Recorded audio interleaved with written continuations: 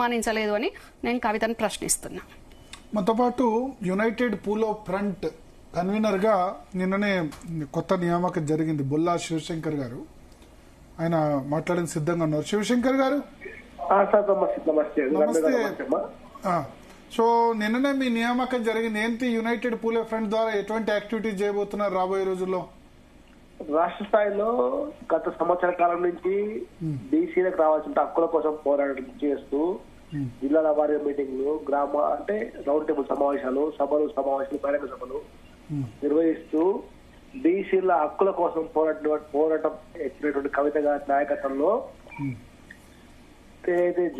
జనవరి 3 రోజు మనం సావిత్రిబాయి జయంతి రోజు మీటింగ్ పెడితే అదే రోజు టీచర్స్ డే ప్రకటించడం కూడా యూపీఎఫ్ విజయం, కల్వకుంట్ల కవిత విజయంగా భావించాలి. ఎందుకంటే ఎన్నడూ అవకాశాన్ని కల్వకుంట్ల కవిత గారు మాట్లాడుతూ అవకాశం విజయం అయింది. అదేవిధంగా తెలంగాణ రాష్ట్రంలో కామారెడ్డి పాటు ఎంతో మంది బడుగులు బలహీన వర్గాలకు బీసీలకు వాగ్దాన విశ్వం చెప్పి మాయపడడం చెప్పి కాంగ్రెస్ పార్టీ అధికారం కూడా రాజ్యాంగ భద్రత వస్తారని ఆశపడ్డాం.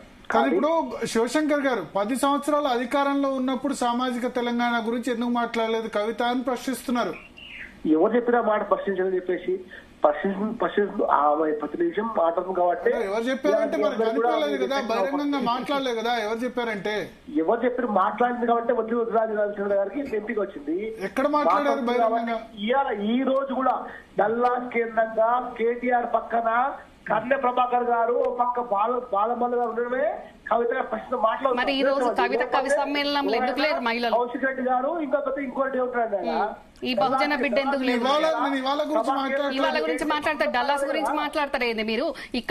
ఇక్కడ జాగృతి ఆఫీస్ గురించి మేము మాట్లాడతా డల్లాస్ పోతారేంది బ్రదర్? మీరు ఇక్కడిది మాట్లాడండి, మీరు ఈ రోజు మాట్లాడండి. తెలంగాణలో భాగంగా కవితమ్మగా తీసుకున్న ఉద్యమంలో భాగమే ఇవాళ అందరూ కూడా ఆ ఆలోచన దగ్గర పనిచేస్తున్నారు, భయపడుతున్నారు.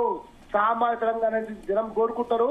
కవితమ్మ అంటే భయం శక్తిగా భావిస్తున్నారు. అమ్మా తల్లి తప్పుగా అంటే మాలాంటి సామాన్యులకు కూడా రాజులకు దూరం అయిపోయినాం. మాలాంటి దేవతగా పంపిస్తాం మా తల్లి. కాదు బ్రదర్, సామాజిక తెలంగాణ గురించి ఎవరు మాట్లాడినా అక్కడ మీరైనా నేనైనా కవిత అయినా మనం హర్షించాల్సిన విషయమే. కానీ ఈ రోజు మా పార్టీని ఉద్దేశించి మేము ఉద్యోగాలు ఇవ్వడానికి రాజీవ్ యువ వికాసం అనే పథకాన్ని పెడతాము అని అంటే రాజీవ్ గాంధీకి తెలంగాణకు ఏం సంబంధము? యాదిరెడ్డి పేరో, శ్రీకాంతాచారి పేరో, సువర్ణ పేరో పెట్టాలన్నారు. మరి గత 10 సంవత్సరాల కాలంలో మాట్లాడియాలి. గత 10 సంవత్సరాల కాలంలో మీరెందుకు పెట్టలేదు? ఒక సెక్రటరేట్ కు సువర్ణ అనే పేరు ఎందుకు పెట్టలేదు? ప్రగతి భవన్ కు రెడ్డి అనే పేరెందుకు పెట్టలేదు? మీ తెలంగాణ భవన్ కు శ్రీకాంతాచార్య అని పేరెందుకు పెట్టలేదు? గత 10 సంవత్సరాలలో మీ వైఫల్యాలను కప్పిపుచ్చుకోవడానికి మళ్ళొక్కసారి సామాజిక తెలంగాణ అనుకుంటూ ఈ రోజు కాంగ్రెస్ పార్టీని, ప్రభుత్వాన్ని విమర్శించడము అది పద్ధతి కాదు. మళ్ళా మీరు సామాజిక తెలంగాణ కోసం మేమే పాటు పడుతున్నాము అని మళ్ళా ఒక్కసారి మభ్య పెట్టడం కరెక్ట్ కాదు. ఈ రోజు మీ కవిత మాట్లాడిందా లేదా?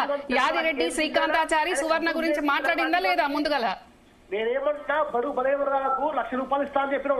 ఎంతమంది ఆశపడ్డారు. మీరు గత 10 సంవత్సరాలలో సన్మానించని వాళ్ళను, కవులను, కళాకారులను ఈ రోజు మా ముఖ్యమంత్రి గారు పేరల్ గ్రౌండ్ సాక్షిగా, తెలంగాణ ప్రజల సాక్షిగా ఈ రోజు మేము గౌరవించుకున్నాం. ₹1,00,00,000 చెక్ అందజేసినాం, వాళ్ళని సన్మానించుకున్నాం. అండి మీరు చేయండి, మేం చేసినాము. తల్లి ప్రభుత్వానికి మీకు ధన్యవాదాలు కాదట్లేదు. కానీ కవితమ్మ ఈ రోజు కాదు 2000 గౌరవిస్తున్నావు కౌలకారులు. ఈ రోజు మాట్లాడుతున్నారు, 2000 మాట్లాడుతున్నావు. మరి మీరు ఎట్లా అంటున్నారు? ఈ రోజు మమ్మల్ని ఎట్లా విమర్శించారు? యాదిరెడ్డి ఏమైండు, శ్రీకాంతాచారి ఏమైంది, సువర్ణ ఏమైంది అంటే మీరు ఎందుకు పెట్టలేదు? మీరు కట్టుకున్న భవనాలకు ఆ పేర్లు ఎందుకు పెట్టలేదు? మరి ఈ రోజు మమ్మల్ని రాజీవ్ యువ వికాసానికి ఆ పేర్లు పెట్టలేదని విమర్శించే నైతిక హక్కు మీకుందా? ఖచ్చితంగా ఉంది. అస్సలే లేదు. రాజీవ్ గాంధీ గారి భార్య సోనియా గాంధీ, మా ప్రదాత సోనియా గాంధీ గారి వల్లనే ఈ రోజు తెలంగాణ వచ్చింది. ఆవిర్భావ దినోత్సవం మనం జరుపుకుంటున్నాము అని అంటే అది కేవలం సోనియా గాంధీ గారి దయ వల్లనే మనకు తెలంగాణ పెట్టాడు. ఒక్క నిమిషం, శివశంకర్ గారు, రమ్మారావు గారు 4వ తేదీన ధర్నా చేస్తున్నారు.